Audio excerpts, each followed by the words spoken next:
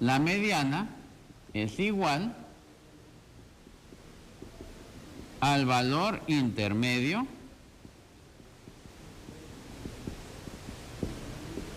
de los datos que se tienen.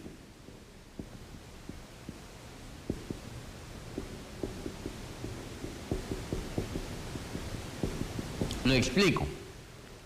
La mediana es el valor intermedio de los datos que se tienen.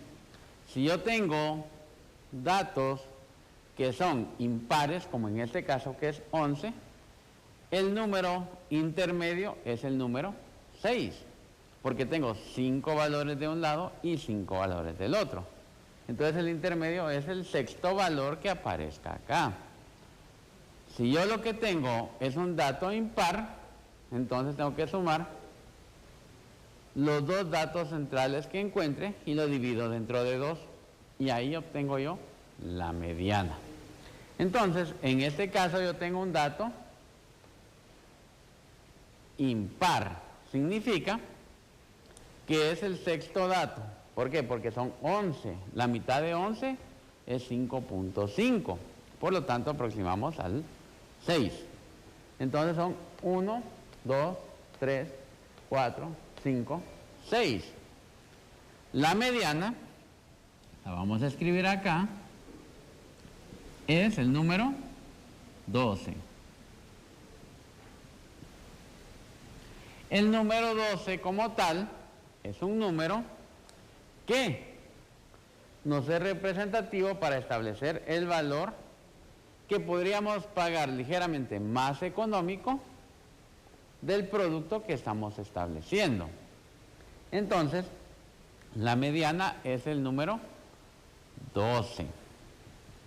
Y tenemos lo que es la moda. Y se representa por la M y la O minúscula. La moda como tal es el valor que más veces se repite.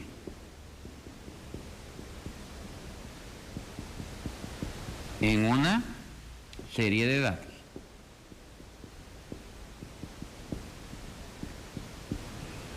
La moda es igual al valor que más veces se repite en una serie de datos. Entonces, nosotros en los valores que tenemos acá, tenemos que establecer lo siguiente. Si hay un número que se repite muchas veces, entonces esa es nuestra moda. Si por ejemplo hubieran dos datos que se repiten exactamente en la misma cantidad, significa que tenemos dos modas. O que no está definida la moda, ¿verdad? Entonces, en este caso vamos a verificar cuál es el dato que más se repite. Ayúdame en casa y revisemos los valores. El 8 se repite una vez, el 9 se repite una vez, el 10 se repite 2 veces, el 12 se repite 3 veces, el 15 una vez, 18 una vez, 22 una vez y el 24 una sola vez. Entonces, el dato que más se repite es el número correcto, el número 12. 1, 2, 3. Entonces, la moda es el número 12. Nosotros podemos observar lo siguiente, que la mediana y la moda coinciden en el valor, que significa que es lo más cercano al precio justo que nosotros podemos obtener del producto que nosotros estamos buscando, basados en el precio. Entonces, a la hora de tomar una decisión, nosotros no vamos a irnos a lo más barato ni a lo más caro, sino a lo más justo, basándonos en este caso en el precio. Si tú consideras que el precio es algo muy importante en ese momento, el valor que tú puedes pagar tiene que estar entre el valor del 12 hasta 13.81. Entonces, obviamente descartamos todos los valores del 10 para abajo y del 15 hacia arriba. Todos los valores que tú vas a tomar y que vas a considerar tienen que estar basados tomando los datos de las medidas de tendencia central. Recuerda de tener todo tu material listo para entregarlo en los centros educativos muy pronto. Puedes tenerlo en un folder, puedes tenerlo en un cuaderno, puedes tener una cajita como un portafolio, y todo ello debe decir aprendo en casa. Recuerda que es muy importante también que coloques tu nombre, el grado que corresponde, para que no se te vayan a extraviar ninguno de los documentos o actividades que vas a presentar. Comparte esta información que estamos aprendiendo con alguien más en casa, eso te ayudará a reafirmar el conocimiento. Lávate tus manos con agua y con jabón, y lo más importante para ti, para mí y para todos nosotros, quédate en casa. Hasta la próxima. A continuación, comunicación y lenguaje, tercero básico. Bienvenidos a este espacio educativo Aprendo en Casa. Soy Astrid López y en esta oportunidad desarrollaré el tema de la oración simple del área de comunicación y lenguaje para tercero básico. Si en casa hay alguna persona con discapacidad, este tema les ayudará a ejercitar habilidades y destrezas como la atención, la memoria y la habilidad lingüística. Hoy nos acompaña en la interpretación de lengua de señas Lourdes. Hola Lourdes. Antes de empezar te recomiendo que laves tus manos constantemente con agua y jabón o utilices gel antibacterial. Vamos a hablar sobre la oración simple, pero vamos a recordar un poquito qué es la oración. Y cuando hablamos de la oración es la unidad sintáctica que tiene un sentido completo, o bien, en otras definiciones, es un conjunto de palabras que expresan una idea con sentido completo. Cuando tú expresas una oración, vas a dar una idea completa en ese proceso de intercambio de información. La oración tiene diferentes características, pero marca dos importantes. Primero, que comienza con una letra mayúscula. Independientemente del tipo de letra que utilices, cuando comienzas a escribir una oración, debe de estar con inicial mayúscula. Y también, otra de las características que tienen las oraciones es que deben de finalizar con punto. Estos son aspectos importantes dentro de lo que es la oración en general. Y si hablamos de una oración simple, hay diferentes clasificaciones, pero en teoría, cuando hablamos de qué se refiere o a qué es aquella oración que va a constar de sujeto y de predicado, de solamente un sujeto y un predicado, lo que se conoce como un sintagma nominal o un sintagma verbal. Si recordamos qué es un sintagma, hablamos de aquel que tiene como núcleo alguna palabra, ya sea un sustantivo, un verbo, etc. Si hablamos como tal de un sintagma nominal, es aquel que va a tener como núcleo un sujeto, un sustantivo, y en el sintagma verbal es el que va a tener como núcleo un verbo. Entonces, la oración simple se va a poder dividir de forma fácil en un sujeto y en un predicado. Vamos a analizar estas oraciones que tenemos en la pizarra para que tú puedas comprender cómo es la estructura de una oración simple antes de pasar a una clasificación o a las clasificaciones que tienen las oraciones. Hoy vamos a ver dos, pero es para que tú observes cuáles son esas oraciones que pueden separarse en sujeto y en predicado. Esteban compró una casa. Si hablamos del contexto de esta oración, la podemos separar en sujeto y en predicado respondiendo a la pregunta. Cuando hablamos del sujeto es quién realiza la acción o de quién se está hablando en la oración. Esteban compró una casa. ¿De quién hablo en esta oración? ¿O quién compró la casa? ¿Quién realiza la acción? Esteban. Entonces corresponde al sujeto, ¿sí? En este caso es un sintagma nominal. Y si hablamos del predicado es ¿qué realiza el sujeto? La acción a realizar. ¿Qué hizo Esteban o qué acción realizó? Compró una casa. Predicado. Y cada una de estas partes de la oración tienen un núcleo. En este caso, el núcleo sería Esteban, que es un sustantivo, y en el sintagma o predicado, el núcleo es un verbo, ¿sí? Esto es parte de la oración simple. Siguiente oración.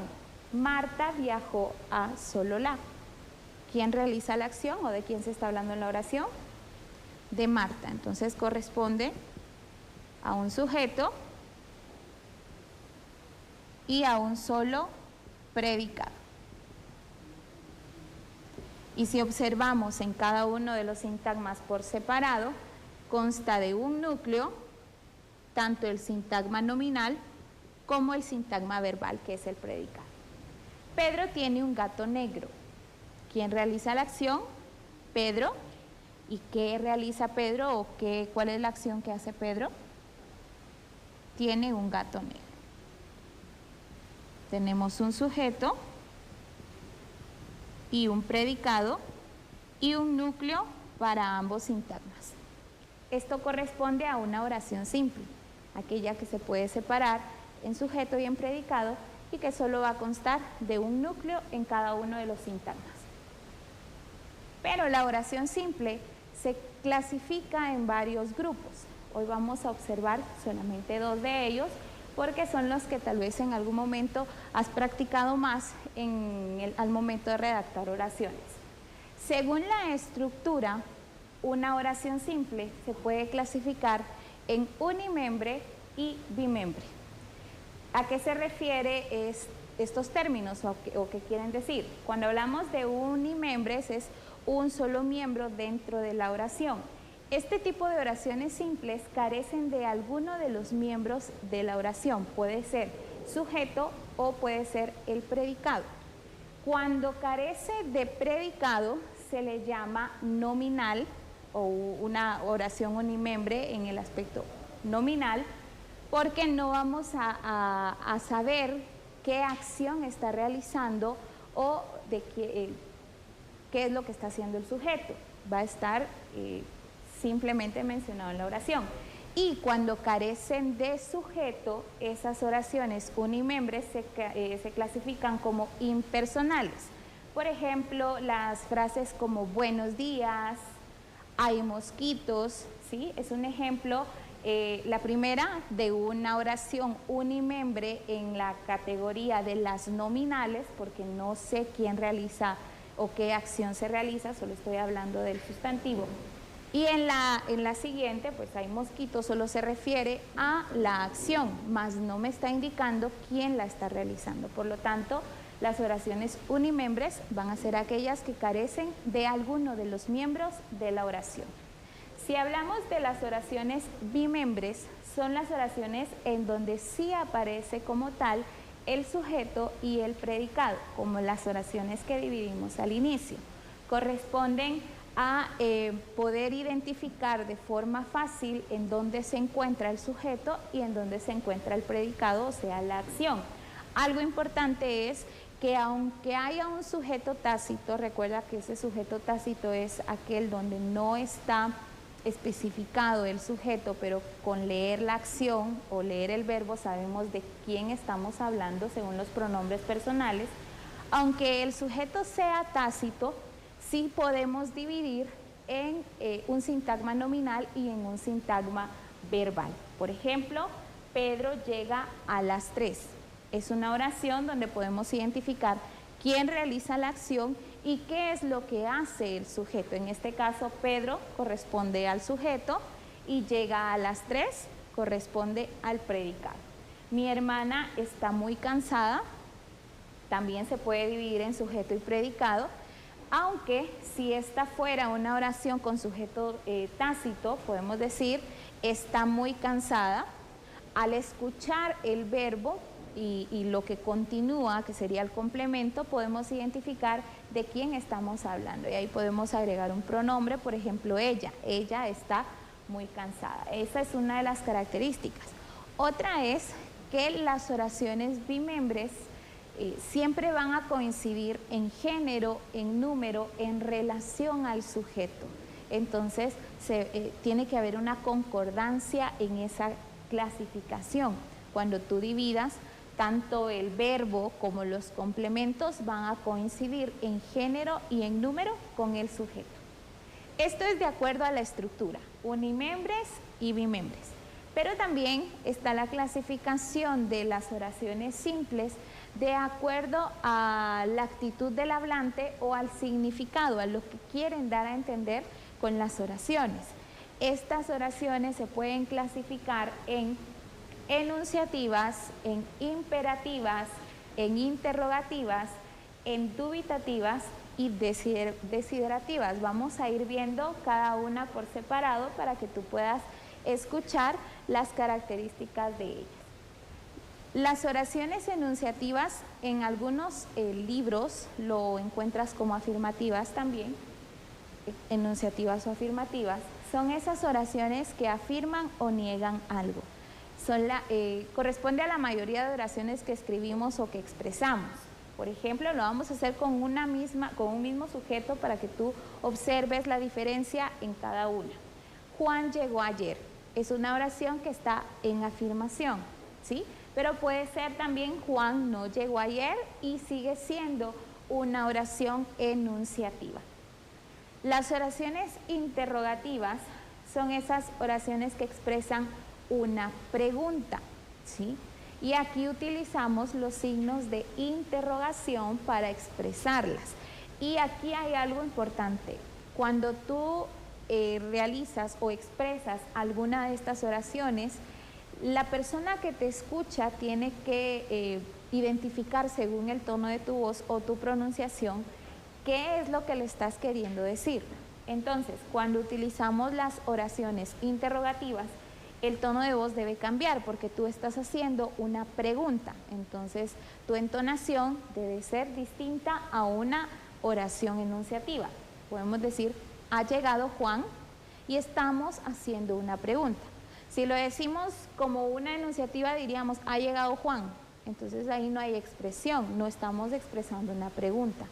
Cuando utilizamos estas oraciones, debemos de cambiar la entonación de nuestra voz para expresarla. ¿Ha llegado Juan?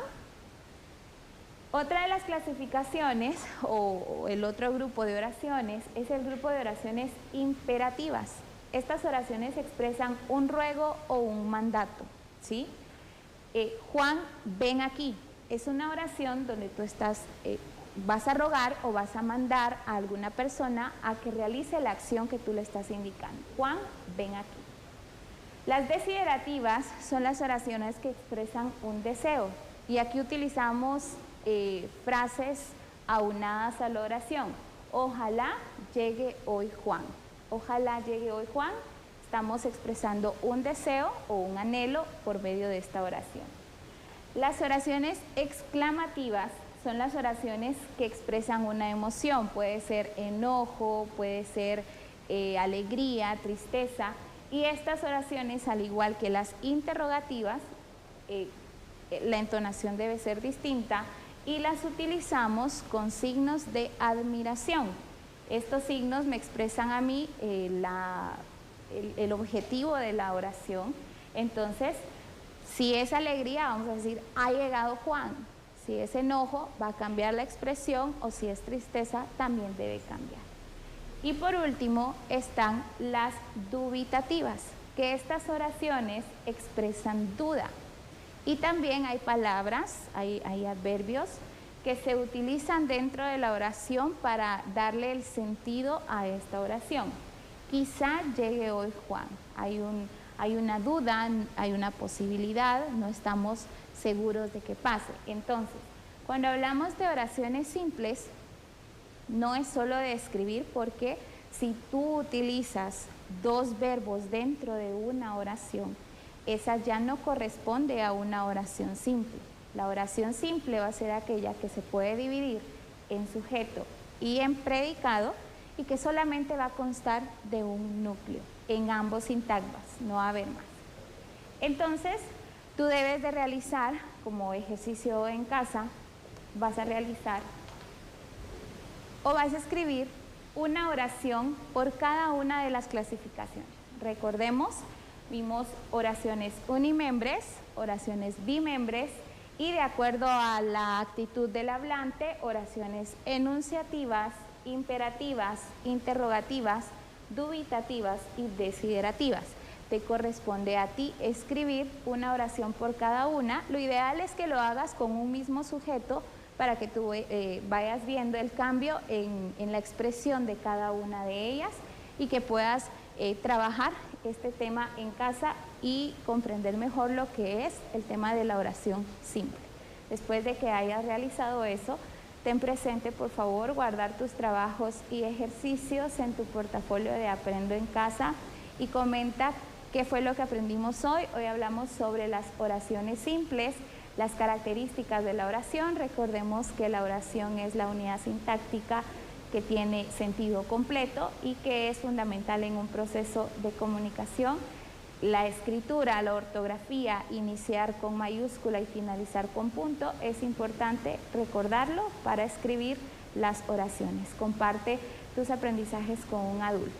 Agradecemos a Lourdes la interpretación de lengua de señas y te recordamos, por favor, lavar tus manos constantemente con agua y jabón y quédate en casa. Hasta pronto. A continuación, matemática, tercero básico. Bienvenidos a este espacio educativo Aprendo en Casa. Soy el profesor Leonel Rivera y en esta oportunidad desarrollaré con ustedes el tema de las ecuaciones cuadráticas del área de matemática para tercero básico. Los invito a que consigan sus materiales, su cuaderno, su calculadora, sus lapiceros y mientras lo hacen, conseguimos también nuestro gel, nuestro desinfectante. Recuérdense que cuidándonos nosotros, cuidamos a nuestra familia. Agradecemos el día de hoy la colaboración de las personas que hacen posible este programa. En especial, agradecemos la colaboración de Pablo. Buenos días, Pablo. Mientras consiguen sus materiales, les recuerdo que si en casa hay alguna persona con discapacidad, este tema les ayudará a ejercitar habilidades y destrezas como la atención, la memoria y la habilidad numérica. Nos preparamos entonces para trabajar en tiempo real.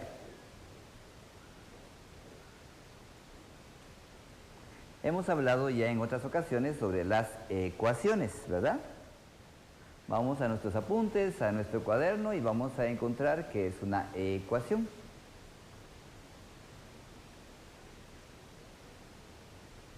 Muy bien. ¿Quién me puede colaborar con ese concepto, con esa idea de qué es una ecuación? Es una expresión, muy bien.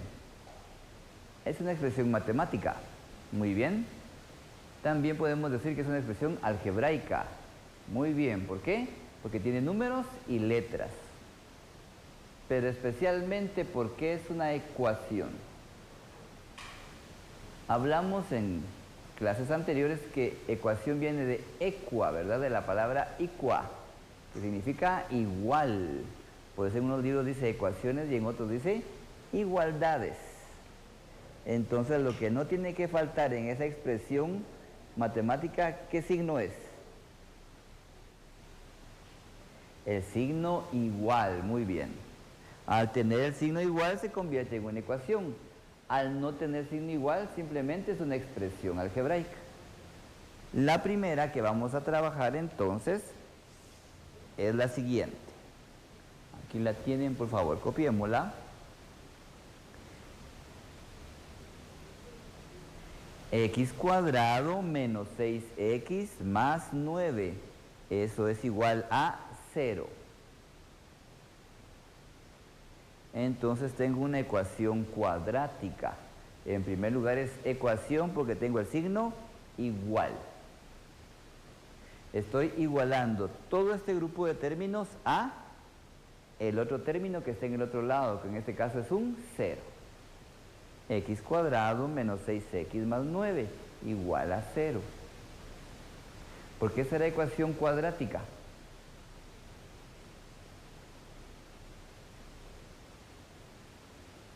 Revisen los términos, ahí van a encontrar la respuesta. Revisen los exponentes, especialmente en las variables. ¿Por qué se llamará entonces cuadrática? Muy bien, porque uno de todos los términos en la variable tiene exponente a la 2, o sea, al cuadrado. Entonces lo convierte en una ecuación cuadrática. Si no lo tuviera, si fuera x a la 1, fuera ecuación lineal o de primer grado. A estas se les llama cuadráticas o de segundo grado, porque el grado es el exponente, grado 2 o exponente 2, ¿sí? Por eso dice x cuadrado y la otra dice 6x. Ahí está la diferencia. Este tipo de ecuaciones los podemos resolver de dos maneras. Aquí vamos a encadenar a utilizar lo que ya sabemos de factorización. Ese es uno de los métodos, el método de hoy. Pero también lo podemos hacer por una fórmula que ustedes ya conocen, la fórmula general, ¿verdad? O la fórmula cuadrática, le dicen otros, que la inventó un señor de apellido Vieta, por eso también se le llama la fórmula de Vieta. Entonces hay dos métodos, por factorización o por la fórmula. Hoy lo haremos con lo que hemos aprendido de factorización. Y además, vimos en clases anteriores que podemos tener una propiedad de la multiplicación por cero. ¿Se recuerdan? Revisen en su cuaderno. ¿Qué hacíamos cuando teníamos algo igualado a cero? Cuando teníamos dos términos que eran factores igualados a cero. ¿Qué hicimos? Aplicamos esa propiedad donde decíamos que o un término era igual a cero o el otro término era igual a cero, o ambos. Eso lo vamos a rescatar y a utilizar hoy. Empecemos pues.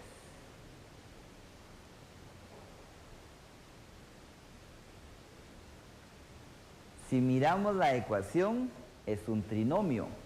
1, 2, 3 términos igualados al cero. Entonces,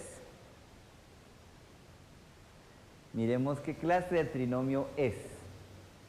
Tiene letra, ¿sí? Después tiene número y letra, y después solo tiene número. Entonces, es de la forma x cuadrado más bx más c. ¿Verdad que sí? Letra, número y letra es solo número. Entonces lo podemos resolver.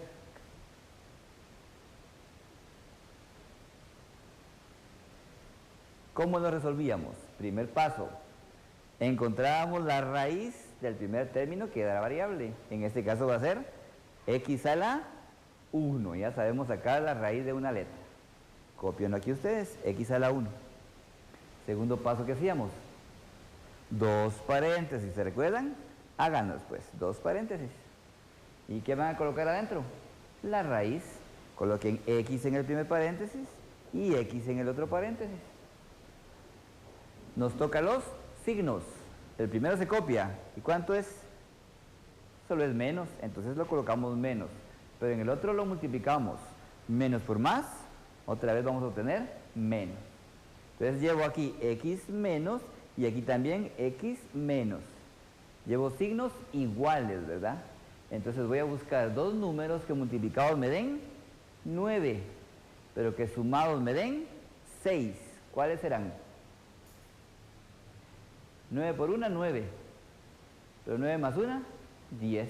No se puede, tengo que lograr 6. ¿Qué otros números, usándolos como factores, nos da 9? 3 por 3. 3 por 3, 9.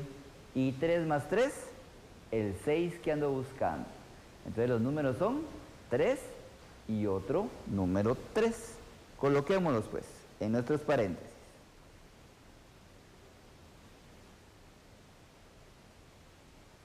Aquí está entonces. Les queda así. X menos 3 por x menos 3. Pero esto es el equivalente ya desarrollado a lo que está aquí. Y esto está igualado ¿a qué? A 0. Hagan ustedes también. X menos 3 por X menos 3 igual a 0. Colóquenselo pues.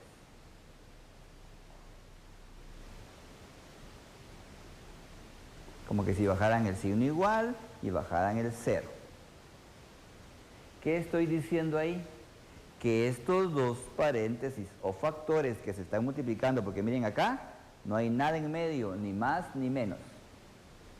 Esos dos que están ahí, que se están multiplicando, tienen que ser igual a 0. O el primero es igual a 0, o el otro es igual a 0. ¿Sí o no? Muy bien, trabajémoslos pues.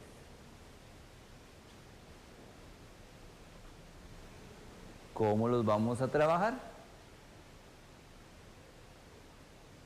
Hagamos el primero.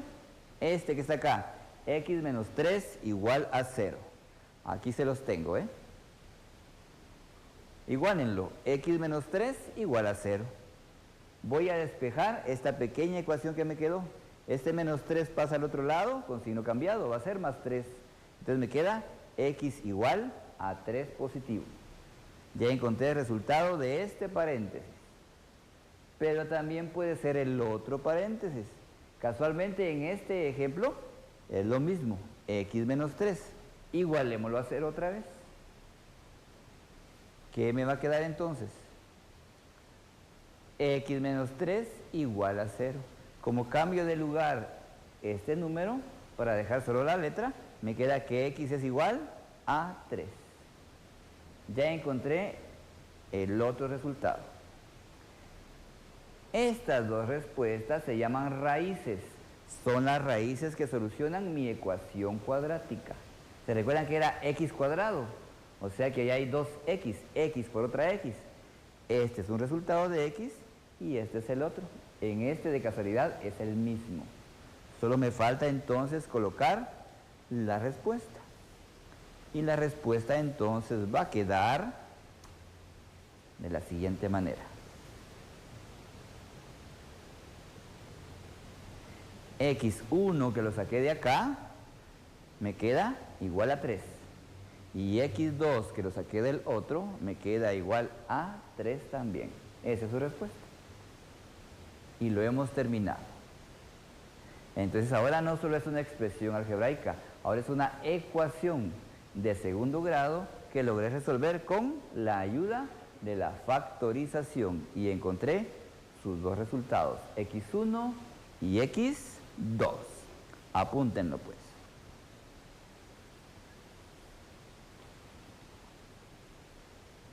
¿Estamos bien ahí? ¿Listos para el otro ejemplo? Copiémoslo.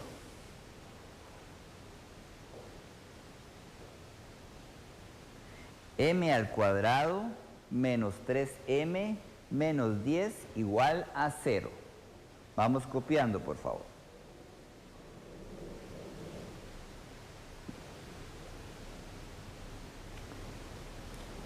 ¿Será que es una ecuación?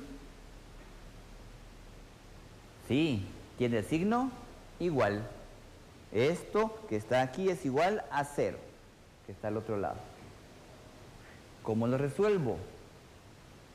Con factorización, porque ya me di cuenta que otra vez es un trinomio. Tiene letra, tiene número y letra, y tiene solo número. Entonces otra vez es el trinomio de la forma x cuadrado más bx más c.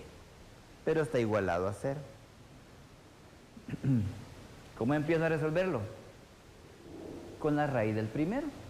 Raíz de m cuadrado, m a la 1. Colóquenla aquí pues con una flechita. M a la 1. Segundo paso, los dos paréntesis. Fabriquen un paréntesis, otro paréntesis. En el primero ponen m a la 1 y en el otro también m a la 1. La raíz que encontramos. Los signos. El primero es menos, lo copiamos. El segundo no. Menos por menos, más, lo multiplicamos. Uno me quedó con menos y otro me quedó con más. Entonces ahora tengo signos distintos. Voy a buscar dos números que multiplicados me den 10, pero restados me den 3. ¿Sí? ¿Cuáles serán? 10 por 1, 10. Pero 10 menos 1, 9. Y yo quiero 3. ¿Qué otros números me dan 10? 5 por 2, 10. Y 5 menos 2, el 3 que ando buscando. Los números correctos son entonces el 5 y el 2. Colóquenlos en sus paréntesis, por favor. ¿Qué les va a quedar? M menos 5 y M más 2. ¿Será que les quedó así?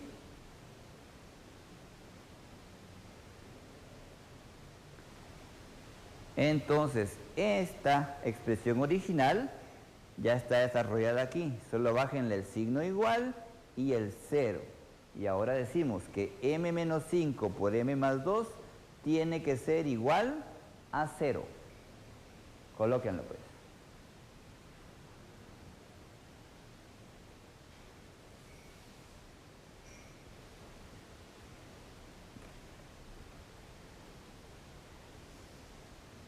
Si ya logramos que M menos 5 por M más 2 sea igual a 0, ¿qué significa?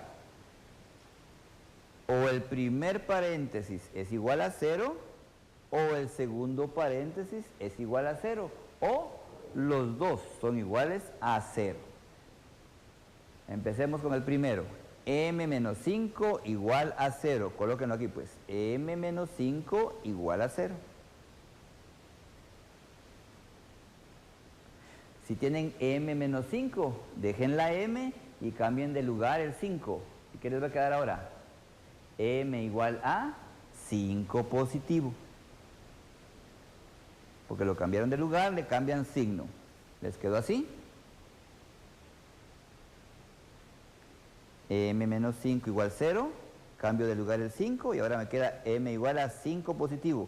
Cuando cambia de lugar, cambia de signo. Tengo mi primer resultado, M igual 5. Lo mismo con el otro paréntesis, M más 2 igual 0, colóquenlo pues. M más 2 igual 0. Pero yo solo quiero M. El más 2 lo cambian de lugar. Y entonces ahora va a ser menos 2, ¿verdad? Colóquenlo pues. ¿Será que les quedó así?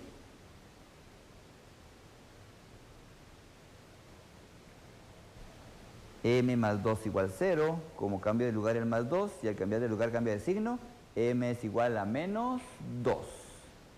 Ahí encontré los dos valores o las dos raíces de esta ecuación cuadrática. A una le voy a llamar M1 y a la otra M2, por el orden. Y entonces, mi respuesta final, ¿cuál será? Aquí está.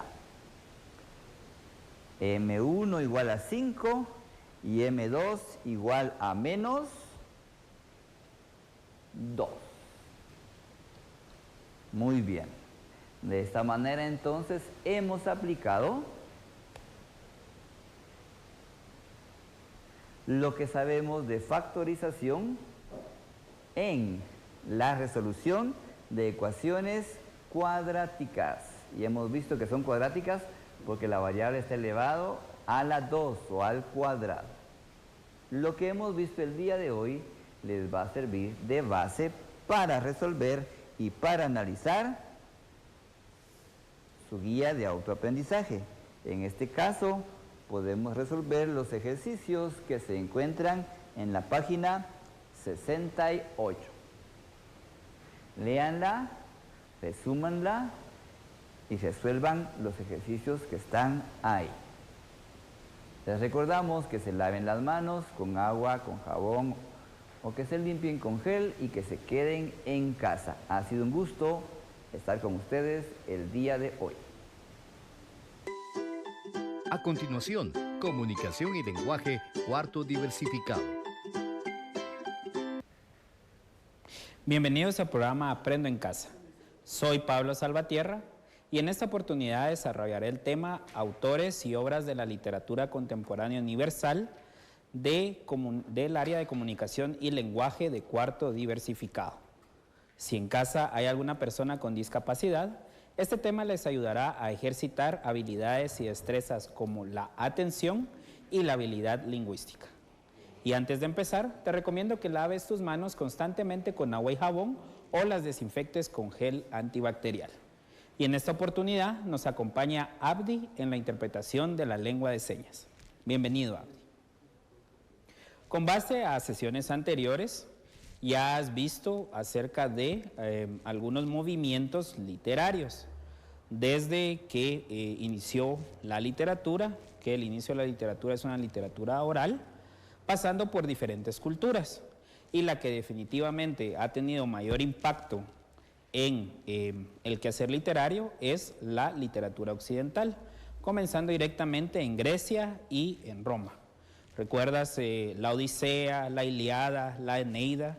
Y también en cuanto al género lírico, los poemas de los griegos y los romanos, y en cuanto al género teatral o dramático, también las obras de los grandes trágicos griegos y también las obras o comedias de la literatura romana.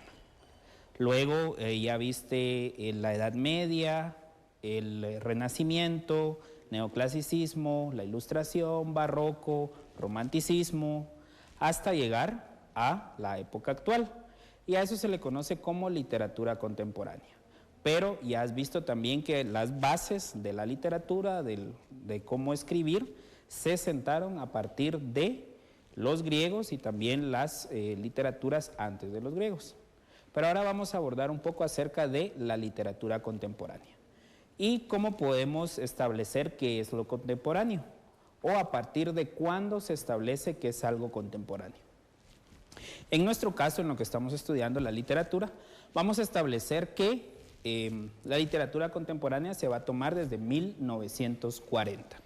Ya viste también en una sesión anterior acerca de algunos escritores guatemaltecos de la literatura contemporánea, que estamos hablando de principios de siglo pasado, a finales del siglo pasado.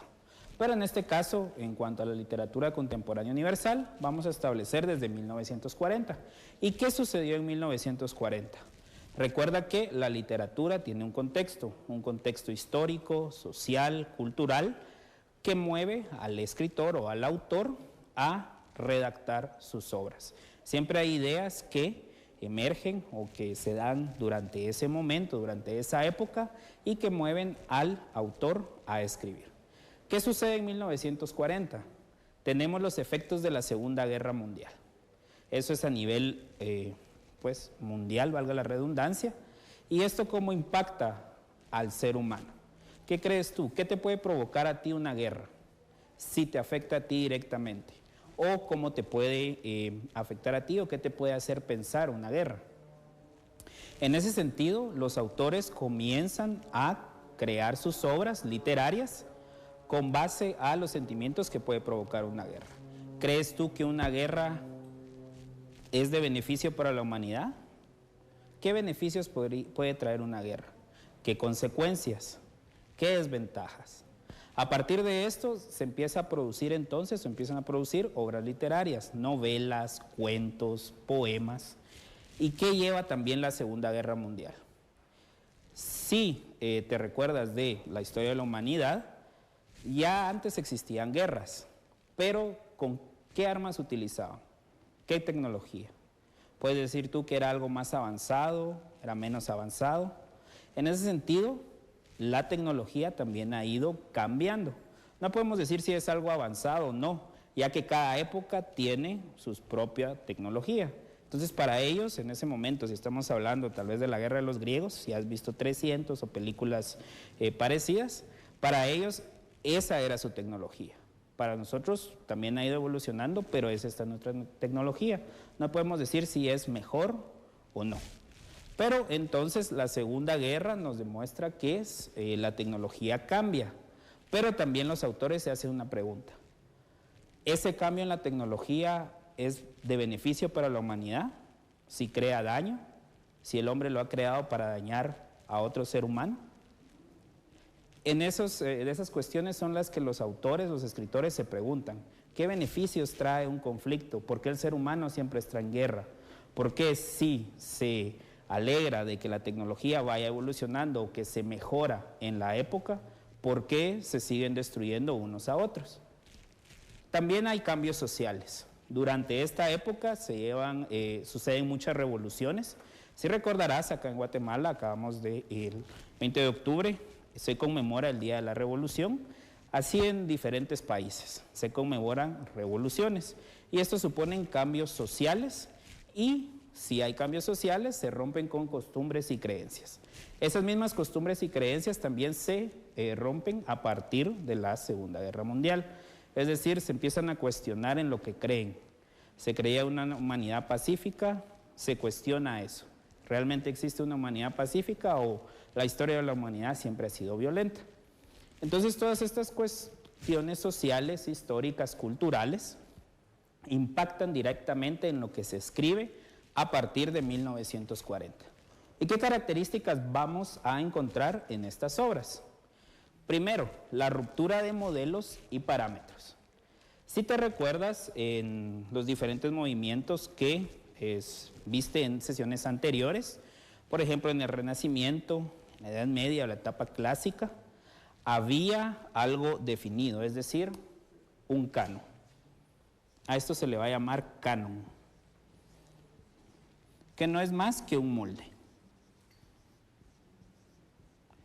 Recuerda que muchos poemas se escribían rimando, que tenían que rimar la última sílaba, es decir, una rima consonante. Sin embargo, la literatura contemporánea no existe ese tipo de rima. Es decir, si el autor quiere escribir su poesía sin una rima consonante, lo puede hacer. Y entonces hablamos que en poesía se implementa el verso libre. El autor, el escritor, escribe conforme él lo crea. E incluso el tipo de lengua o el tipo de lenguaje que utiliza puede que sea de una conversación cotidiana. No está tan recargado de metáforas, aunque sí de reflexiones. Y veremos un ejemplo más adelante. También hay una mezcla de géneros.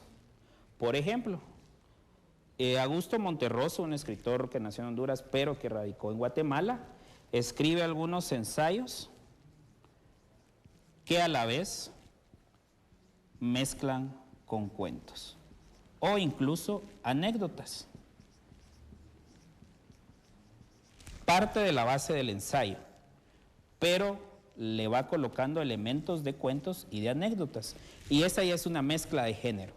Podemos hablar de un ensayo cuento-anécdota, o de un ensayo novela, o incluso de tal vez algún poema-ensayo. Pero esto es a partir de que los escritores ya manejan esos moldes. Otro ejemplo acerca de mezcla de géneros lo tenemos en el escritor uruguayo Eduardo Galeano. Tal vez alguna vez has escuchado el libro Las venas abiertas de América Latina. También tiene el libro de los abrazos, Memorias del Fuego, en el que él mezcla tanto ficción como sucesos históricos. Entonces es un tipo de crónica de ficción porque está basado en hechos históricos que él investigó, pero le coloca un elemento de imaginación. Es esa parte de qué hubiera o qué hubiese sucedido si, qué pasaría si.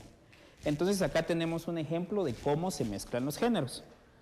También existen diferentes técnicas de escritura. Esto es conforme los autores van desarrollando sus obras. Algunos puede que no utilicen signos de puntuación para asemejar la forma en cómo el ser humano piensa. Esa ya es una técnica. Otros que pueden comenzar por el final de la historia para ir desarrollando poco a poco la historia hasta llegar al inicio. Esa es otra técnica. Es decir, se van implementando técnicas a manera de experimentar con lo que se escribe. Recuérdate que venimos de algo que ya era un molde y lo que buscan estos escritores es romper ese molde. También tenemos el mundo interior del personaje. ¿A qué se refiere el mundo interior del personaje? A principios del siglo XX y también a finales del siglo XIX, hay escritores que quieren representar lo que las personas piensan, es decir, lo que ellos llaman flujo de conciencia. Entre ellos tenemos a una escritora inglesa, Virginia Woolf, con una obra representativa de este tipo de experimentación, Las olas. En ella trata de reproducir la manera en que piensan 6 personajes distintos. ¿Te imaginas tú el esfuerzo y también el arte que lleva a escribir cómo 6 personas diferentes pueden pensar? Y eso es lo que ella hace en esta obra. También tenemos a James Joyce, quien con su obra Ulises, ¿te recuerdas tú en qué personaje o en qué obra aparece Ulises? De la Odisea. Pero ¿qué trata de hacer James Joyce en Ulises? Él trata de seguir a un habitante cualquiera de Dublín, Irlanda, y transportarnos a cómo ese personaje ve el mundo. Es decir, un viaje cotidiano en cualquier calle, podrías hacerlo tú en cualquier calle de tu comunidad, pero ¿qué es lo que te hace pensar lo que ves? ¿Cómo asocias lo que ves? Puedes ver un árbol, un perro, y cómo eso que tú ves hace que te recuerden otras cosas. Eso ya es un flujo de conciencia que va encadenando la historia. Y también tenemos a un escritor estadounidense, William Faulkner, quien con su novela El ruido y la furia, o El sonido y la furia en otros casos, dependiendo de la traducción, sienta las bases de lo que será posteriormente el boom latinoamericano. Entonces acá tenemos 3 ejemplos del mundo interior del personaje. Ya se empieza a experimentar y se quiere transmitir lo que las personas piensan en las novelas o en los cuentos. Esto se da más en las novelas, en los textos narrativos. Luego tenemos el tiempo no cronológico. Si prestas atención, como te indicaba, sí, se trata de reproducir cómo las personas piensan. ¿Tú crees que hay un orden de tiempo en cómo nosotros pensamos? Es decir, tú puedes estar ahorita y te recuerdas de algo, ahí estás retrocediendo en el tiempo. Y no es necesariamente ahorita, sino que es lo que sucedió. A eso se refiere con la cronología, con el tiempo. Generalmente nosotros percibimos el tiempo de esta forma, lineal. Sin embargo, lo que buscan estos autores es que el tiempo sea percibido de otra forma, ya sea así, ya sea desde un inicio y se regresa, ya sea de aquí para adelante, pero sin pasar por el tiempo actual. Es decir, es buscar que ese tiempo se fragmente. ¿A partir de qué? Recuerda que estamos hablando de avances tecnológicos y algo que supuso también el avance de la tecnología es la teoría de la relatividad de Albert Einstein, que nos dice que el tiempo posiblemente no existe, sino que solo son percepciones, pero son pensamientos también que se han desarrollado con el tiempo. Y por último tenemos varios puntos de vista, es decir, un solo personaje o ya no hay un solo narrador, sino que son varios. Por ejemplo, en William Faulkner, El sonido y la furia, ahí nos hablan de 3 a 4 personajes distintos y todos tienen una forma de percibir un suceso. Entonces, ¿en quién podemos confiar? Porque cada uno tendrá una interpretación particular de la realidad. Y nuevamente entonces vamos ahí a la teoría de la relatividad, que todo es relativo, que cada quien va a tener un punto de vista y va a desarrollar ese punto de vista. Entonces eso es lo que tratan de hacer estos autores. ¿Y qué temas abordan? Temas como la guerra, la desolación, es decir, el ser humano se siente solo, aunque viva en sociedad, pero hay seres que se pueden aislar de esa sociedad, política y corrupción, desigualdad social y de género. Y algunos ejemplos de escritores también latinoamericanos que están dentro de la literatura contemporánea tenemos al cubano, dentro del cuento, al cubano Virgilio Piñera, que se inscribe también dentro del cuento del absurdo y del existencialismo. Augusto Monterroso, un escritor que vivió acá en Guatemala. Julio Cortázar, un escritor argentino.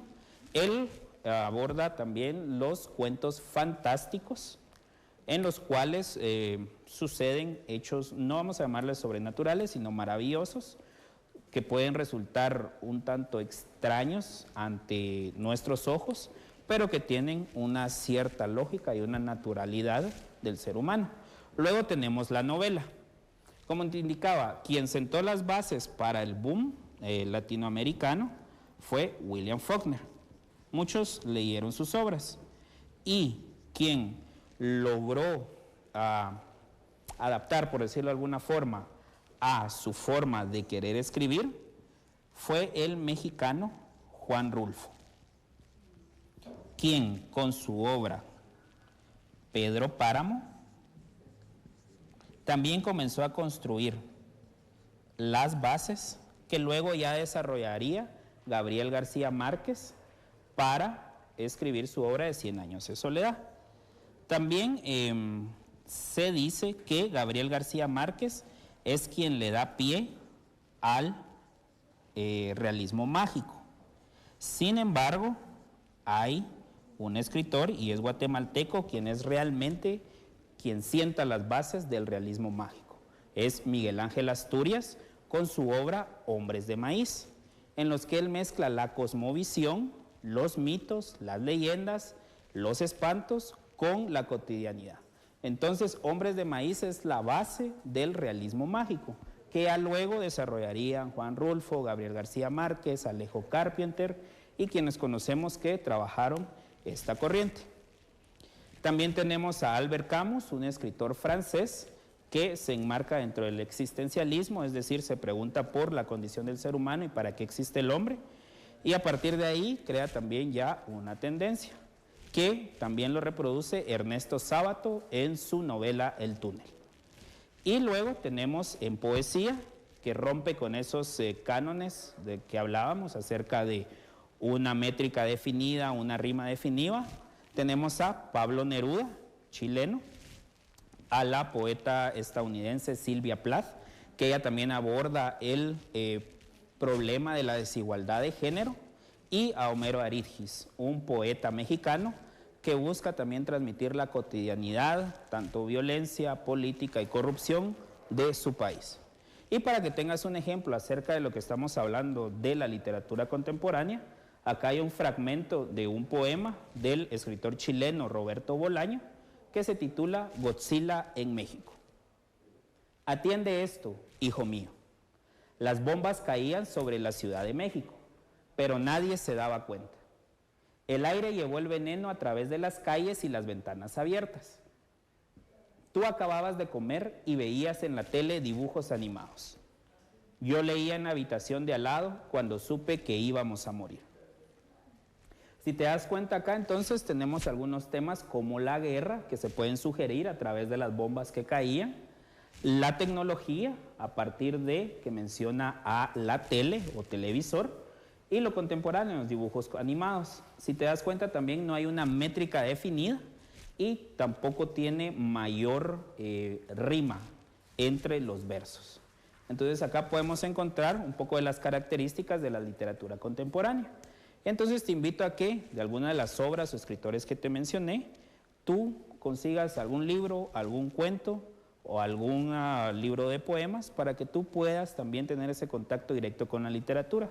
Y por qué no, tú también puedas escribir en algún momento algún cuento, algún poema, alguna novela que se transforme en representativo de la literatura contemporánea. Ten presente de guardar tus trabajos en tu portafolio Aprendo en Casa. ¿Qué aprendiste en el programa de hoy? Acerca de autores y obras de la literatura contemporánea universal. Comparte lo que aprendiste con alguien más y recuerda lavar tus manos constantemente con agua o jabón o bien desinfectarlas con gel antibacterial. Gracias por tu atención y hasta una próxima oportunidad. A continuación, Matemática, cuarto diversificado. Bienvenido a este espacio educativo Aprende en Casa. soy Edinova y en esta oportunidad desarrollaremos el tema hipérbolas con centro fuera del origen para el área de matemática del grado de cuarto bachillerato. Si en casa de alguna persona con discapacidad, este tema le ayudará a ejercitar habilidades y destrezas como la memoria, atención y, por supuesto, habilidad numérica. Y hoy tenemos la grata compañía en lengua de señas de Pablo. Mucho gusto. Antes de empezar, te recomiendo que laves tus manos constantemente con agua y jabón. Y si no tienes agua y jabón de manera inmediata, que puedas utilizar alcohol en gel. Lo importante es que sigas las recomendaciones higiénicas. El día de hoy vamos a desarrollar un tema muy importante, que son las hipérbolas con centro fuera del origen. Y vamos a desarrollar únicamente la doble curva horizontal.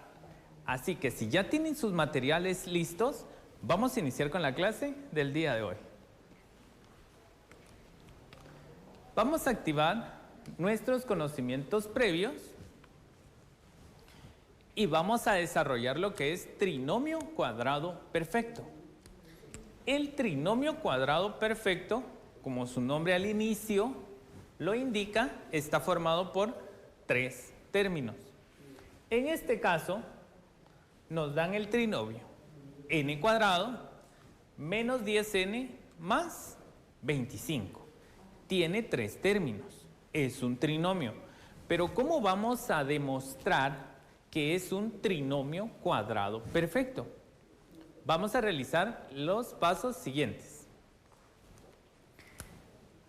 A los términos que están en los extremos, que en este caso es el elemento que está al cuadrado y el término independiente, vamos a sacar raíz cuadrada. Entonces, calculamos la raíz cuadrada de estos elementos y la raíz cuadrada de n cuadrado es n. Y de 25 obtenemos como resultado 5. Ok. Ya calculamos las raíces cuadradas. Ahora vamos a la prueba para demostrar si es o no un trinomio cuadrado perfecto. Vamos a multiplicar estas raíces que obtuvimos y vamos a duplicar. Entonces, vamos a duplicar ese 2, ya lo traemos como parte de la prueba y vamos a multiplicar entonces las dos raíces que obtuvimos. La raíz n y la raíz 5. Al realizar la operación que nos queda acá indicada, nos queda 2 por 5, 10. Y la variable la copiamos. Y obtenemos por resultado 10n. Si te das cuenta, 10n es el término que el trinomio tiene en el centro. Esto viene a demostrar que es un trinomio cuadrado perfecto. Esta es la prueba, pero el resultado del trinomio cuadrado perfecto es un binomio al cuadrado. ¿Cómo se escribe entonces la respuesta? Porque esta es la prueba. La respuesta se escribe así. La primera raíz y ahora el signo que tenga el segundo término lo vamos a copiar. En este caso es negativo. Vamos a colocar la segunda raíz y elevamos al cuadrado. Entonces tenemos prueba y tenemos resultado. Muy bien. Hemos entonces ya activado nuestros conocimientos previos. Vamos entonces a conocer cuáles son los elementos y las fórmulas estándar de las hipérbolas. Tenemos la ecuación para estas hipérbolas que están fuera del origen. La ecuación es la siguiente. X menos h al cuadrado, donde h nos indica la posición del centro para x. Y tenemos y menos k al cuadrado, donde k nos indica la posición del centro para la coordenada y. Y tenemos los mismos elementos, a y b. estos elevados al cuadrado. Vamos a tener y vamos a reconocer un eje transversal que va a ser el eje largo. Ese eje se va a calcular, o tiene una fórmula, que es 2 veces este valor de acá, es 2A. Y el eje corto, o eje longitudinal, es el doble del valor B. También importante es la posición de los focos. Los focos van a estar relacionados con la variable C. Y C al cuadrado es el resultado de A cuadrado más B cuadrado. Y las asíntotas. Recordemos que las asíntotas nos limitan qué tan amplia o qué tan estrecha es la curva que pertenece a la hipérbola. Ok, vamos entonces a las formas. Vamos entonces en este momento a representar la forma estándar de lo que es una hipérbola. Anteriormente vimos cómo se relacionan todos los elementos. Ahora vamos a ubicarlos ya propiamente dentro de la gráfica. Cuando hablamos de una hipérbola, estamos hablando de una curva, una doble curva simétrica, ¿sí? El centro de esta hipérbola lo tenemos ubicado en esta posición y podemos observar que su coordenada en el eje X está dada por la posición de H y la de Y está dada por el valor K. Esas son las coordenadas del centro y es nuestro par ordenado, H, K. A partir de ahí vamos a trazar el eje longitudinal y el transversal. El eje transversal es el doble del valor A. Del centro al extremo de este rectángulo, ahí ubicamos el valor A. Y el valor B es del centro hacia arriba. Ahí nosotros vamos a tener la posibilidad de dibujar un rectángulo, ya con la medida A y con la medida B. Y del centro a cada extremo del rectángulo hacemos el trazo de las asíntotas. Las asíntotas tienen esta ecuación que las define. Entonces, para las hipérbolas tenemos la siguiente forma. Tenemos una doble curva que empieza en el vértice A.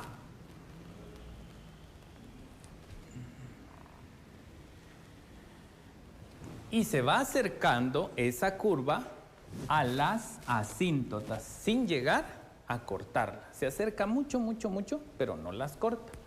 Y la otra curva inicia en el vértice A también y se va acercando a la asíntota. Esta es la gráfica de nuestra hipérbola. Esta doble curva que es simétrica a partir de este centro. Ok, entonces ahora vamos a practicar. Ya que mentalmente tenemos ubicadas todos los elementos de la hipérbola, vamos a calcularlos.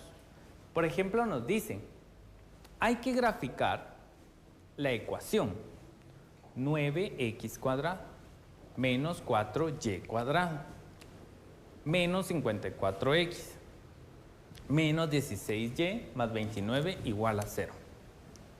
Si te das cuenta, esta ecuación no se parece en nada a la ecuación estándar que vimos al inicio, que estaba dividida dentro de a cuadrado y dentro de b cuadrado.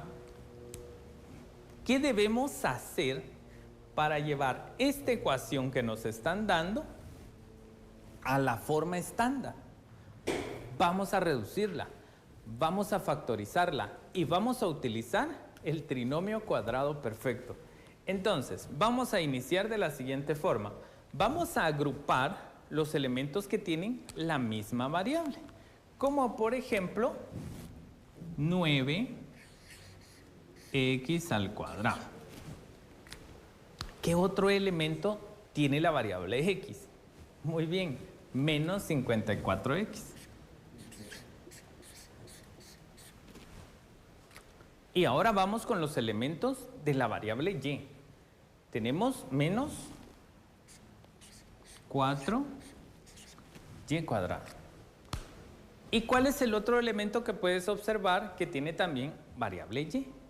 Muy bien, menos 16y. Y por último, lo que vamos a hacer es que el más 29 que tenemos aquí, lo vamos a pasar al otro lado, restando. Está sumando, pasa al otro lado, a restar. Muy bien. Ya agrupamos entonces los elementos que tienen X y que tienen Y. Ahora vamos a hacer la reducción.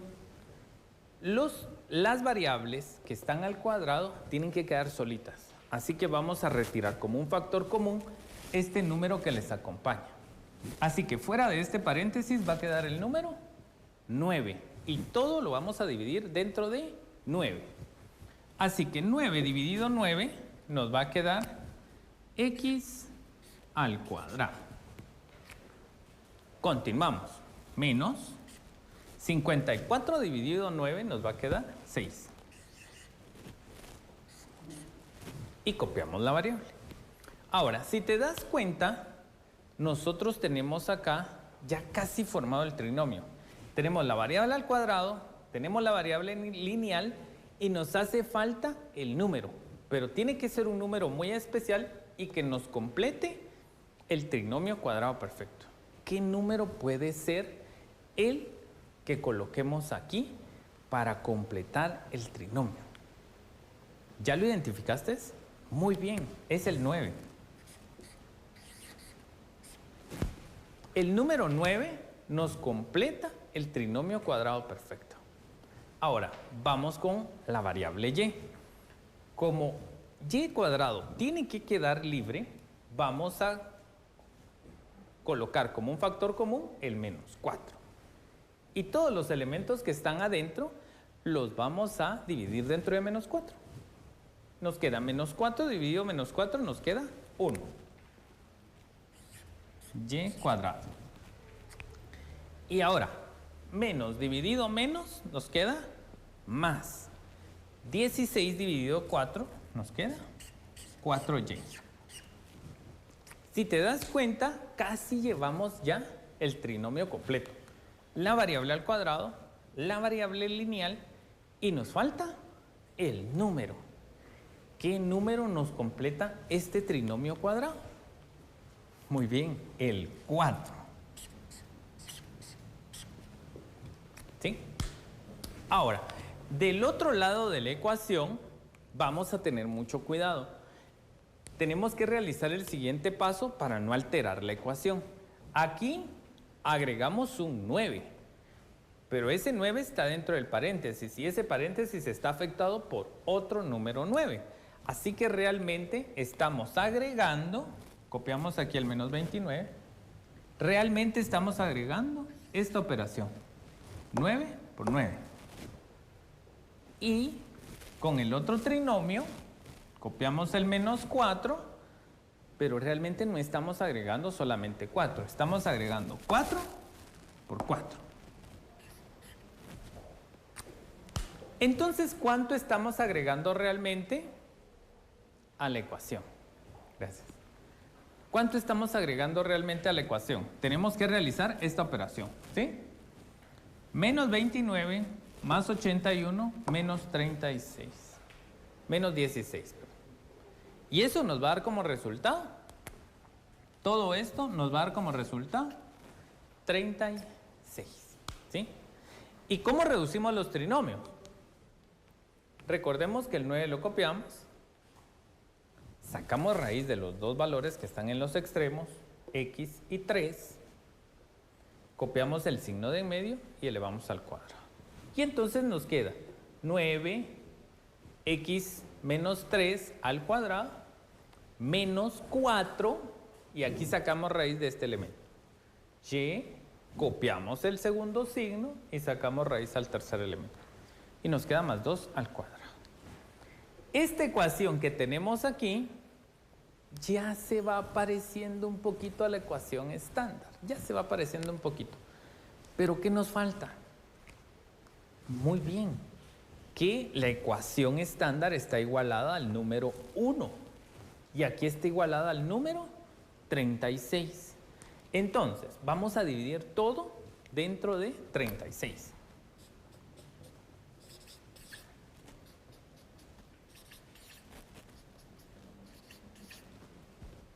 Y así vamos a obtener como resultado el número 1. Ahora, 36 dividido 9 nos va a dar 4. Y 36 dividido 4 nos va a dar 9. Y entonces obtenemos esta como la ecuación general de la hipérbola. Ya hemos alcanzado la forma estándar.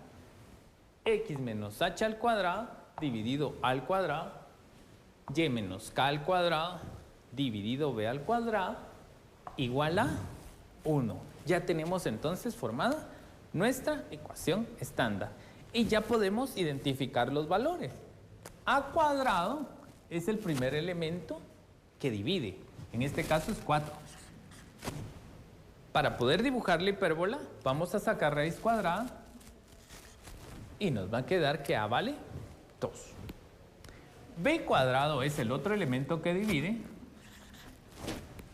En este caso es 9. Sacando la raíz nos queda 3. Y como referencia vamos a colocar los focos. Los focos nos dice que es la ecuación c cuadrado. ¿Y c cuadrado cómo lo calculamos? Excelente. A cuadrado más b cuadrado. En este caso nos da 13. Y sacando la raíz de 13 nos queda un valor de más o menos 3.61. ¿Sí? Y por último vamos a calcular el centro. Las coordenadas del centro. ¿Te acuerdas de los valores h y k que habíamos utilizado? Bien, van a hacer esto. Vamos a colocar ese binomio igualado a 0. X menos 3 igual a 0. Pasamos el menos al otro lado y nos queda como X más 3. Y por último, el Y más 2 nos va a quedar como Y menos 2. Ubiquemos entonces este par ordenado en este plano cartesiano. Vamos a tener para X la coordenada 3 y para Y la coordenada menos 2. Aquí tenemos el centro. Y ahora a la derecha y a la izquierda vamos a colocar el valor A. Y para arriba y para abajo el valor B. Muy bien. Entonces nos vamos a correr 2 espacios a la derecha y 2 espacios a la izquierda. Y para arriba 3. Muy bien. 1, 2, 3. 1, 2, 3. ¿Sí? Y podemos hacer un triángulo. Un rectángulo, perdón.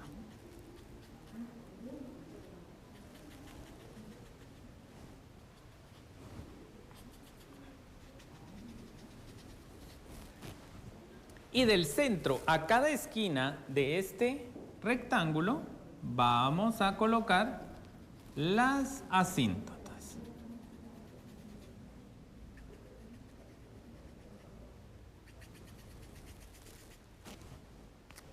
Y ahora podemos dibujar nuestra hipérbola.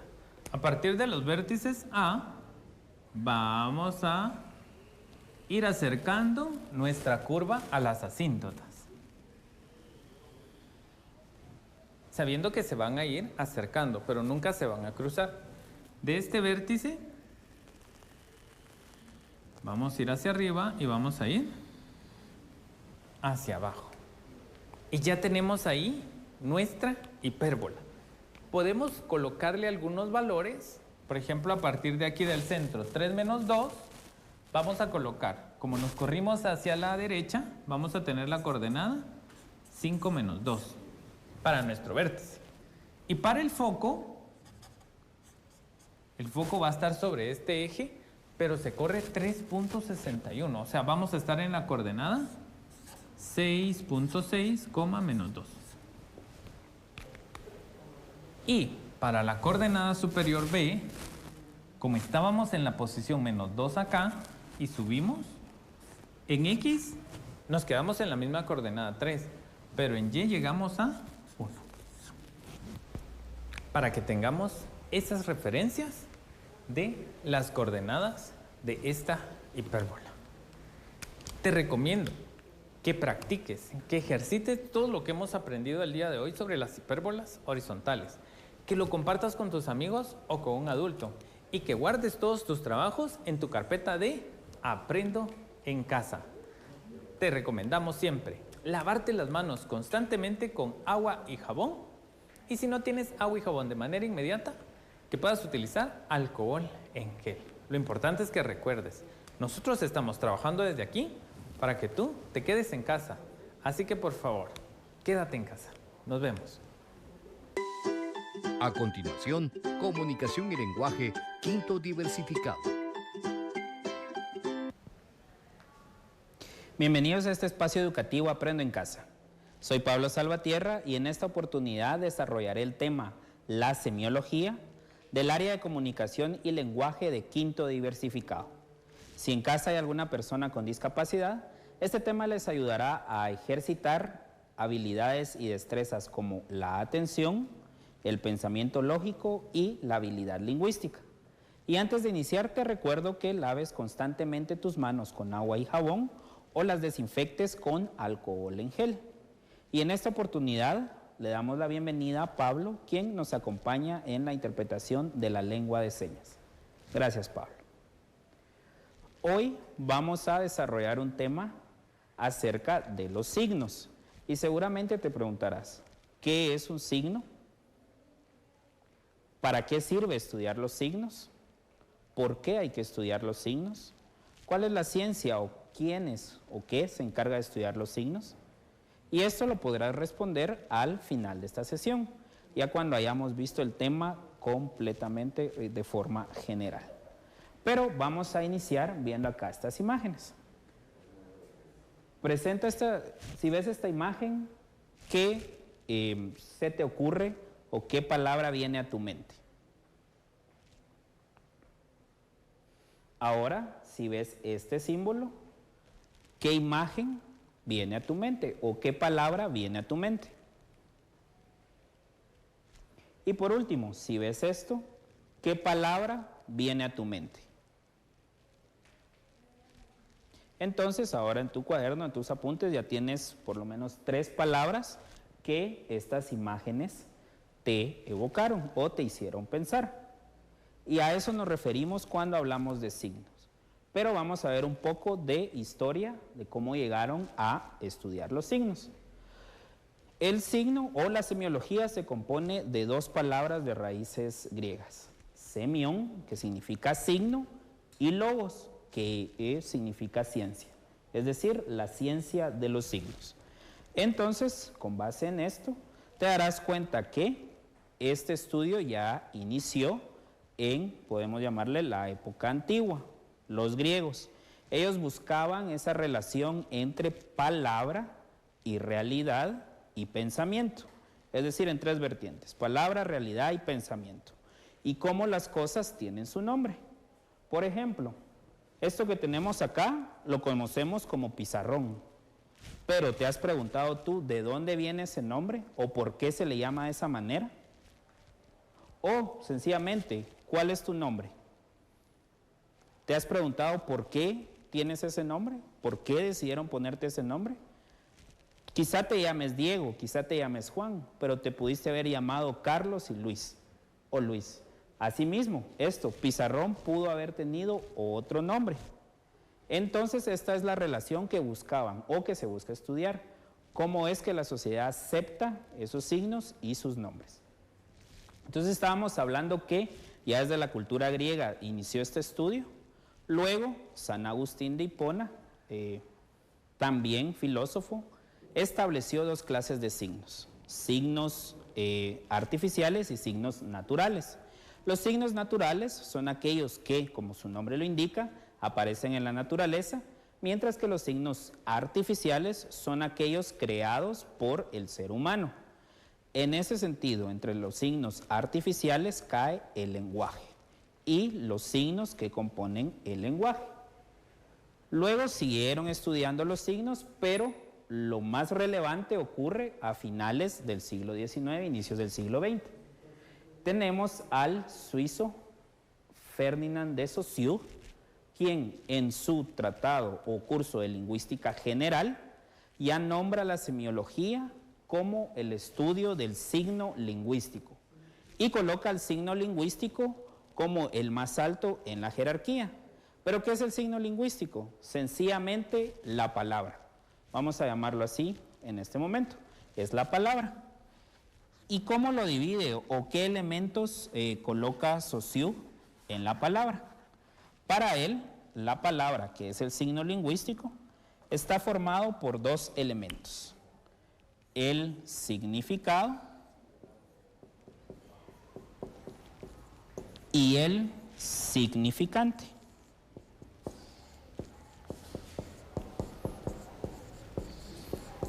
Que están unidos. ¿Y en qué consiste cada uno?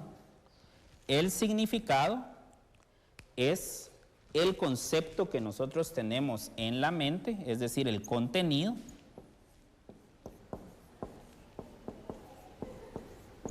Mientras que el significante es la imagen acústica. Vamos a colocarle como palabra. Y vamos a ver un ejemplo para que lo tengas más claro. Sin embargo, continuaremos con Saussure. Entonces, él ya establece que la lengua es un sistema de signos. Entonces, ya él coloca estas tres definiciones. Lenguaje, la capacidad del ser humano para comunicarse a través de un sistema de signos. La lengua es ese sistema de signos. Y el habla es cómo cada persona utiliza el sistema de signos. Entonces, ahí ya podemos hablar de diferentes lenguas a través de un lenguaje. Por ejemplo, a Pablo, a quien tenemos que nos está interpretando la lengua de señas, está utilizando signos. Hay un significado en cada gesto, en cada signo que él utiliza, que va adherido a un significante. Es decir, esa forma de expresarlo. Entonces, Saussure coloca estos dos elementos. Pero más adelante, el estadounidense Charles Peirce agrega un tercer elemento. Te recuerda que estábamos hablando que se estudia la palabra, el contenido y el elemento de la realidad. Entonces, para Charles Peirce, ese elemento de la realidad le hacía falta al modelo de Saussure. Y él coloca un tercer elemento al cual se le llamará referente.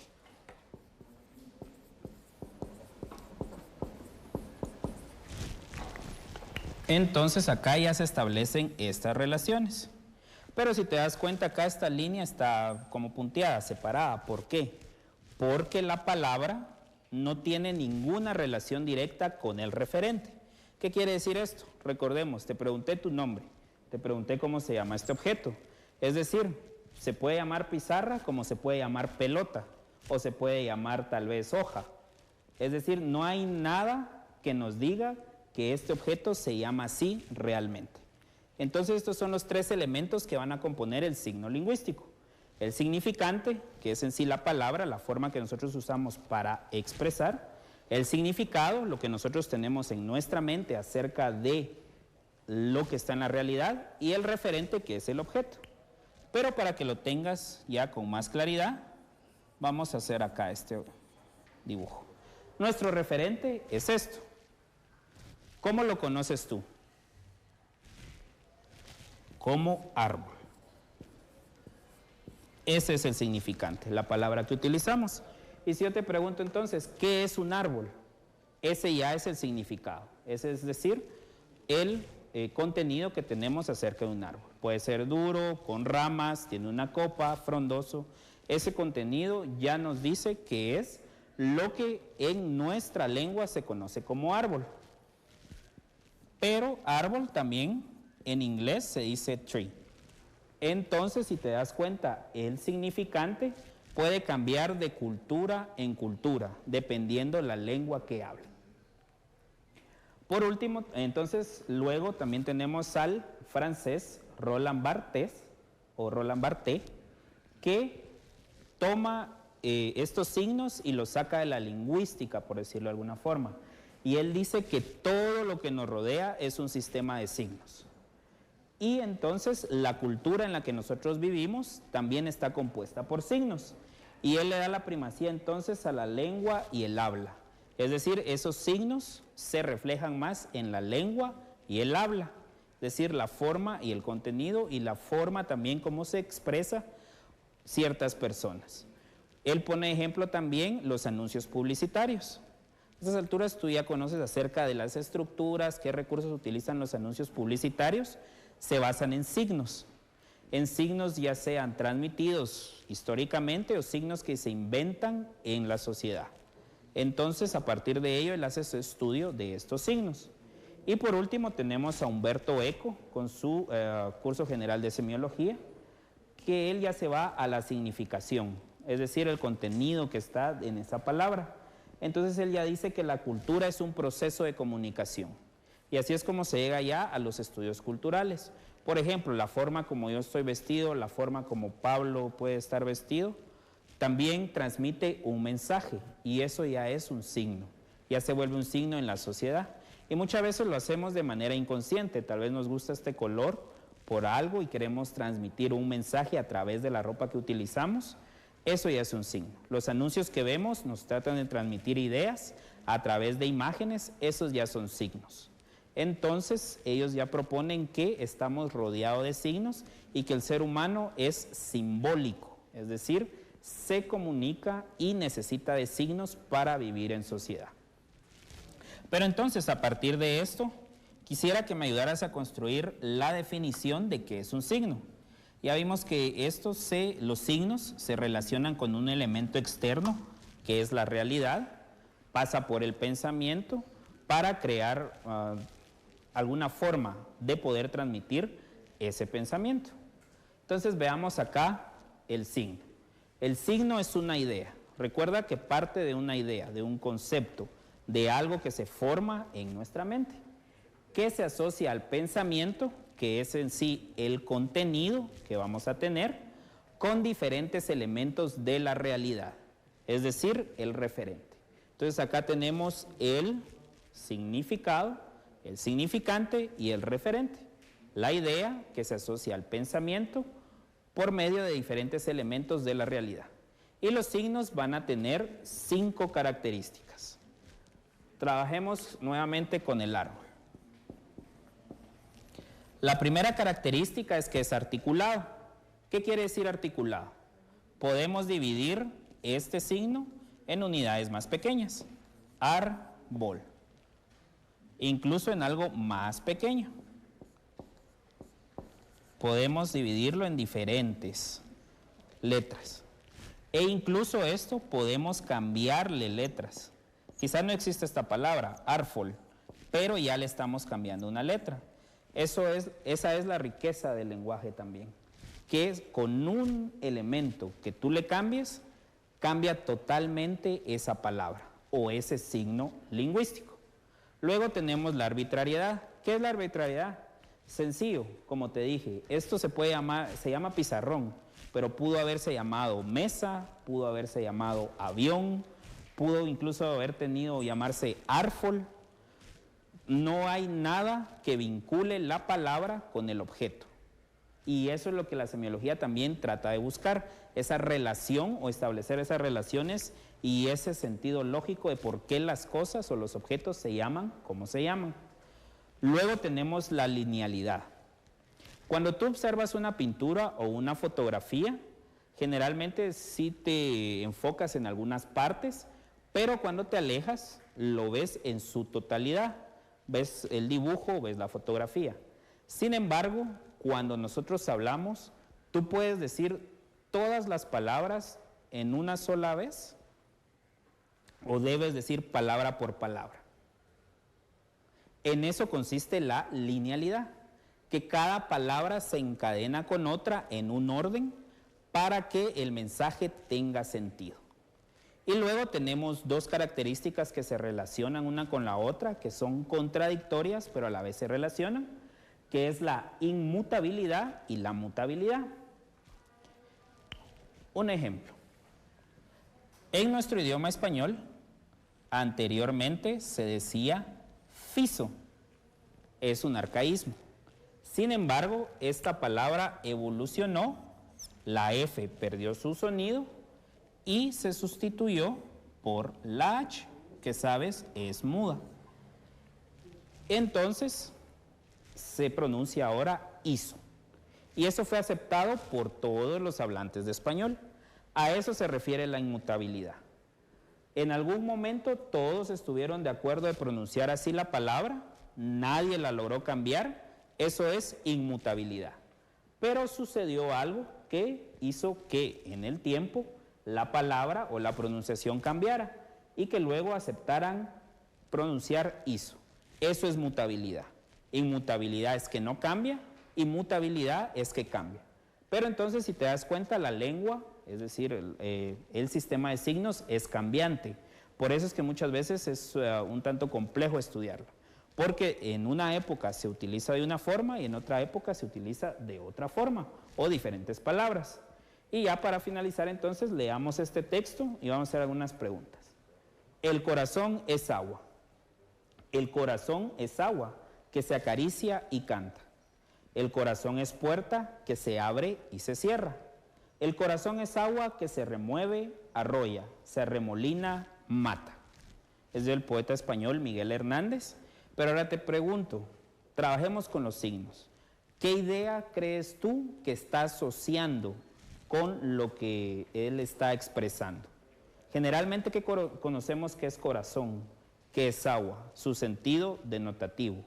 Pero ¿qué signo crees tú, qué significado crees tú que le está dando ahora a estas dos palabras, corazón y agua? Entonces te darás cuenta que ahí está la arbitrariedad, porque este autor le está dando un significado particular al significante. Entonces el reto es que encuentres con lo que hemos visto del signo, qué significado le está dando el poeta al corazón y al agua en este poema. Ten presente de guardar tus trabajos y ejercicios en tu portafolio Aprendo en Casa. ¿Qué aprendiste hoy? Vimos brevemente la historia de la semiología, que es el signo lingüístico, las partes del signo lingüístico y qué se debe estudiar en cuanto al signo lingüístico. Recuerda de compartir lo que aprendiste con un adulto. Te recuerdo que laves tus manos constantemente con agua y jabón o las desinfectes con gel antibacterial y gracias por tu atención. A continuación, Matemática, quinto diversificado. Bienvenido a este espacio educativo Aprendo en Casa. Soy Edinova y en esta oportunidad desarrollaré el tema Límites en cálculo diferencial del área de matemática para el grado de quinto bachillerato. Si en casa de alguna persona con discapacidad, este tema le ayudará a ejercitar habilidades y destrezas como atención, memoria y, por supuesto, habilidad numérica. Y hoy tenemos la grata compañía en lengua de señas de Pablo. Mucho gusto. Antes de empezar, te recomiendo que laves tus manos constantemente con agua y jabón. Y si no tienes agua y jabón de manera inmediata, que puedas utilizar alcohol en gel. Lo importante es que sigas las recomendaciones higiénicas. El día de hoy vamos a desarrollar el tema de límites. Límites es un tema muy importante y es el primero que debemos de considerar en cálculo diferencial. Así que te recomiendo que tengas a mano todos tus materiales, tu guía de autoaprendizaje, tu cuaderno, tu lápiz, todo lo que vayas a necesitar para tomar nota de la clase del día de hoy. Como te había explicado anteriormente, el tema es límites, conceptos y propiedades. ¿Cómo surge este tema de límites? ¿Quiénes lo proponen? En historia vamos a tener como referencia a Isaac Newton y Gottfried Leibniz. Ellos dos se proponen dar respuesta a dos problemas muy particulares que hasta ese momento no se habían podido solucionar por ningún método y por ninguna forma en matemática. ¿Cuáles eran estos dos problemas? El primero, conocer la pendiente de la recta tangente a una curva. No se había podido definir cómo calcular la pendiente de una recta que es tangente a una curva. Y el otro problema que tampoco se había podido resolver es cómo calcular el área bajo una curva.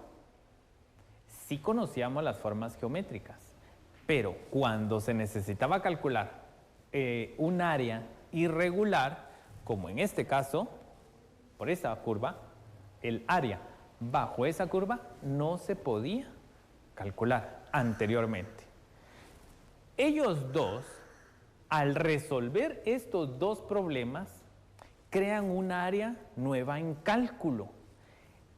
Al resolver este problema, surge el cálculo diferencial. Y el cálculo diferencial trae dos conceptos bien importantes. Trae el concepto de derivada y el concepto de límite, que es el que vamos a trabajar el día de hoy. Y al resolver este problema del área bajo la curva, surge lo que es el cálculo integral y trae el concepto de las integrales, ¿verdad? Las integrales se representan con este símbolo y las derivadas regularmente utilizamos una nomenclatura así. Pero lo que nos interesa hoy de estos tres conceptos es límites. Los límites se representan de la siguiente forma. El límite de la función definida en x cuando x adopta el valor a. Como resultado colocamos una variable que es L. Lo importante es que hoy nos acostumbremos a la forma de lectura.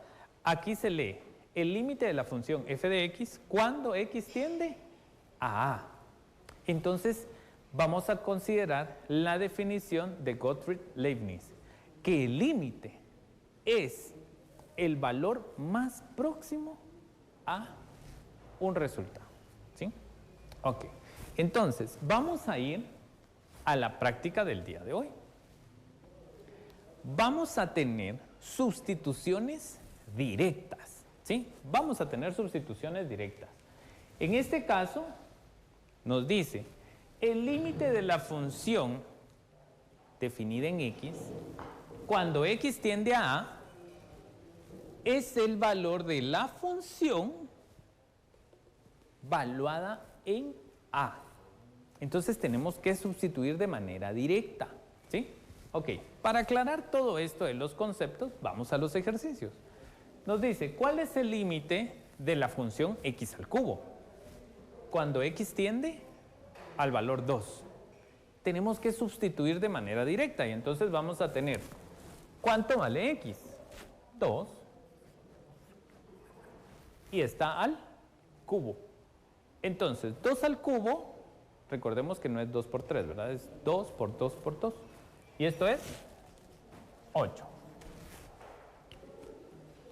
Sustituyamos también para encontrar el límite de la función 4x menos 1 cuando x tiende a 3. Escribimos 4 porque es una constante. X, vamos a sustituirlo con 3 menos 1. ¿Cuál es el límite entonces? 4 por 3, 12. Menos 1, 11. Hagamos otra sustitución. Nos piden encontrar el límite de 3x al cuadrado más 1 cuando x tiende a 1. Entonces, Copiamos 3 y ahora sustituimos el valor x por 1. 1 al cuadrado más 1. Realicemos la operación. 1 al cuadrado, 1. Nos queda 3 por 1 más 1. 3 por 1, 3. Más 1, 4. Entonces el límite es 4. Vamos a realizar otros dos ejemplos y en uno voy a hacer una gráfica. Nos piden el límite cuando x tiende a 5, pero nos están dando como función una constante, un 2. Como no hay x para sustituir, el límite de un valor constante es una constante. Entonces aquí, si la constante es 2, el resultado es 2. Y si fuese 5, el resultado es 5. Y si fuese 10, el resultado es 10. ¿Sí? Porque no se puede hacer la sustitución. Muy bien. Y por último, el límite de la función 2x, cuando x tiende a 1. ¿Qué vamos a hacer? Vamos a escribir, en vez de x, 1 por 2, nos va a dar como resultado 2. Pero hagamos ahora la gráfica. La gráfica de la función 2x es una línea recta. Y aquí tenemos un valor 1, y tiende al valor 2. Entonces tenemos nuestros dos puntos, el 0, 0, que es el origen, y tenemos nuestra coordenada 1 para x, 2 para y. Y trazamos nuestra gráfica de la función 2x. Esa es la gráfica de nuestra función. ¿Qué es entonces un límite? Un límite es la aproximación más exacta que vamos a tener a un valor. Cuando x tiende a 1, cuando x se viene acercando, ya sea por la izquierda o ya sea por la derecha, va acercándose también a este valor de acá, a ese punto. Conforme vamos acercándonos al valor 1, la gráfica va tendiendo a acercarse a ese punto. Y cuando nos vamos acercando a x por la derecha, por la gráfica venimos bajando, acercándonos a ese punto. O sea que ese va a ser nuestro límite, ¿verdad? Y entonces vamos a generar un reflejo, ¿verdad? Una imagen, como se le conoce al eje y en funciones. Cuando x se va a cuando nos vamos acercando a x por la izquierda, nos vamos acercando a este punto por abajo y también nos vamos acercando a 2 por abajo. Pero cuando venimos acercándonos a x por el lado derecho, venimos acercándonos por arriba a este punto y también nos vamos acercando por arriba a 2. Entonces, este es nuestro límite, ¿verdad? Ok. Vamos con otras propiedades, porque esta es la de sustitución directa. Vamos con la de suma y resta. Nos dice que cuando tenemos el límite de dos funciones, ya sea en suma o ya sea en resta, podemos calcular de manera independiente cada límite de esa función valuada en este valor. ¿Sí? Ok. Vamos a poner dos condiciones para hacer de manera más rápida las demostraciones. Vamos a tener esta condición.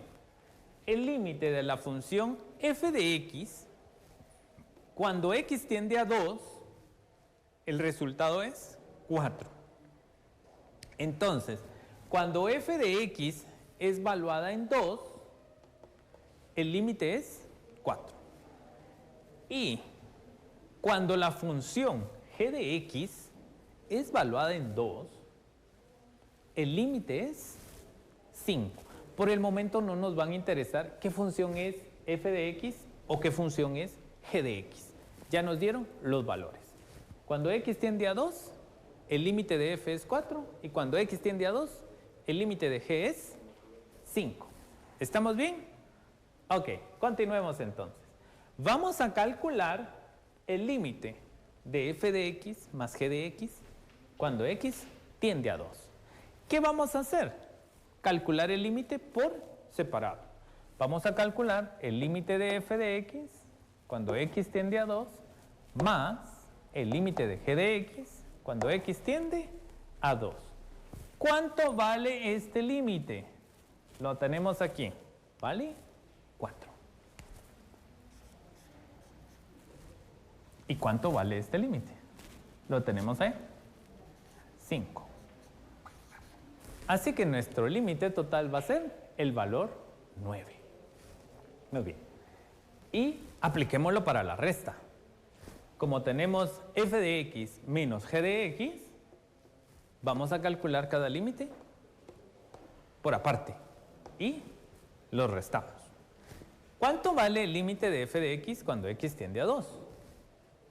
4. Muy bien. Menos el límite de g de x cuando x tiende a 2. Muy bien. 5. Y el resultado va a ser menos 1. Sencillo, ¿verdad? Ok, ahora veamos otras dos propiedades y vamos a ver la propiedad de la función por la constante.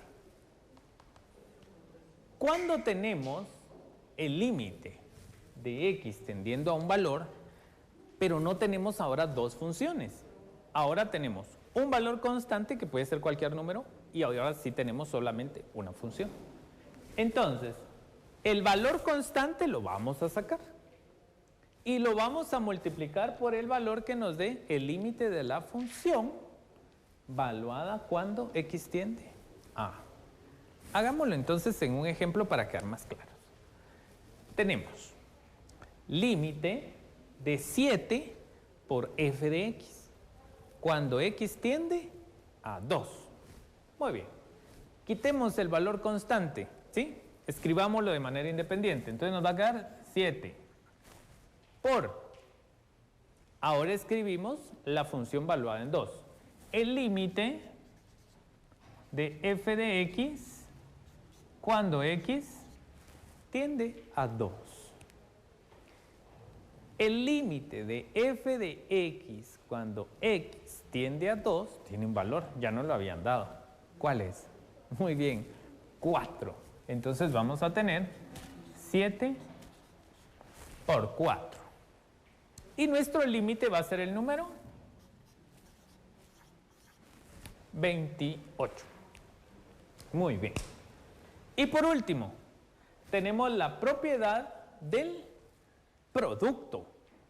¿Cómo vamos a resolver cuando tenemos dos funciones que se van a estar evaluando en el mismo límite? Aquí nos dice el límite de f de x por g de x cuando x tiende a a.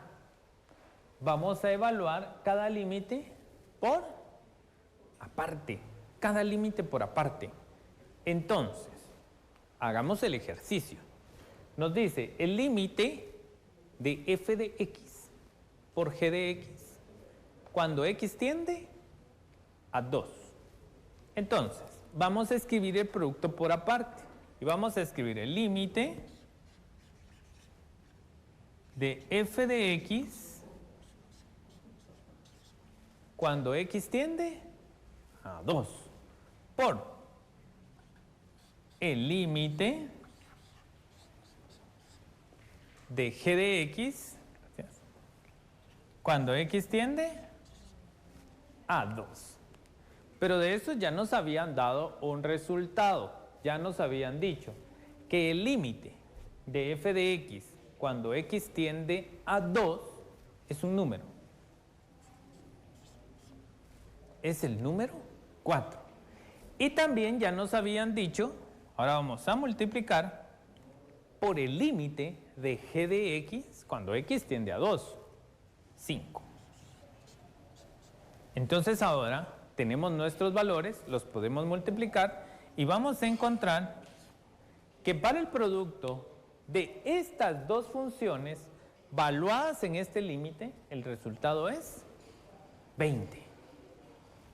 Bien, te recomiendo que practiques constantemente todos estos ejercicios para irte apropiando de todo este conocimiento que hemos desarrollado el día de hoy con límites. Vamos en una sesión próxima a desarrollar otras 4 propiedades, porque hoy solo tuvimos tiempo para ver las primeras 4. Necesitamos ver otras 4 antes de continuar avanzando con nuestros cursos. Así que te pido, no te pierdas la próxima sesión de aprendizaje y practica mucho. Practica para apropiarte de todo este conocimiento y guarda todos tus trabajos en tu portafolio de Aprende en Casa. Te recomiendo siempre lavarte las manos constantemente con agua y jabón, y si no tienes agua y jabón, de manera inmediata que puedas utilizar alcohol en gel.